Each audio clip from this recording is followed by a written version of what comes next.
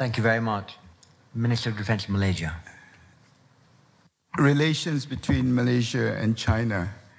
As we meet this morning, Prime Minister Datuk Seri Najib will be with his counterpart, Premier Li Keqiang, to celebrate 40 years of diplomatic relations between Malaysia and China, which was started off by Datuk Seri Najib's father 40 years ago.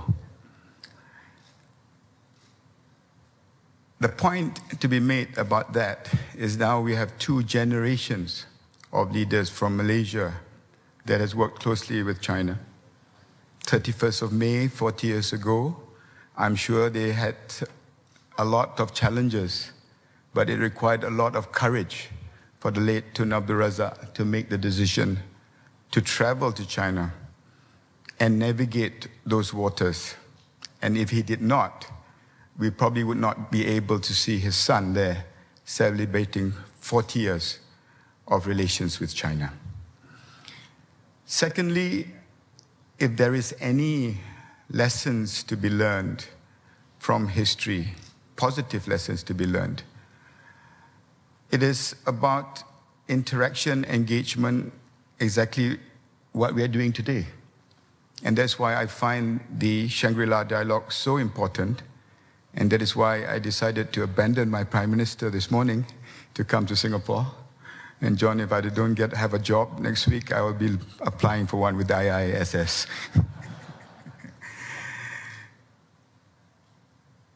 It is a very complex journey that we're going on board. But let me answer how difficult it has been and how easy it has been if we look at it in the right perspective. I'm so happy that General Fong just walked into the hall from Vietnam. And in the early stages of our search for MH370, I called him for permission to allow Chinese vessels to search for MH370 in Vietnamese waters. He told me that he had just one sleepless night, and bearing in mind relations between Vietnam and Malaysia and ASEAN solidarity, and my own personal relationship with him, he allowed it. We saw 61 sorties of aeroplanes of all sorts flying over the airspace of Indonesia in 2 days to get to Perth. We had P-3 Orions, P-8 Poseidons. We had the Chinese Illusion parked next to each other in Perth. We had the Chinese vessel Zulong. We had the Ocean Shield. And I remember quite vividly when Secretary Hammond called me early one morning when I was in Hawaii, still in my bathrobe, to tell me that HMS Tyrus, a nuclear submarine for the UK, is on its way to the Southern Ocean. Far cry from what we have been debating in the last few weeks. Far cry from what we have seen in the streets of Hanoi. So answering the question that was posed earlier, it depends on us, on whether we want to look at relations positively, or are we going to pursue and navigate the waters in a negative approach. Malaysia and ASEAN and the ASEAN way has never been to the letter.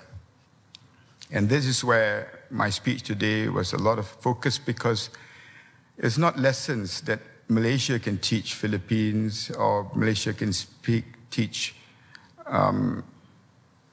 Vietnam, because we cannot deal with major powers alone. But 10 nations of ASEAN with shared common principles, which Chuck Hagel mentioned just now, to find bridges that can build, we have a better chance of having stability in this region. And that, I think, is key. And the way forward is to build communications between all the stakeholders in this region, if to avoid what Secretary Hammond mentioned just now, miscalculation, unintended conflict, and we should all bear in mind that the First World War, which we are going to celebrate at the end of next year, was started by sheer accident. That we must avoid for our region as the world focuses in this area. Thank you. Thank you very much indeed.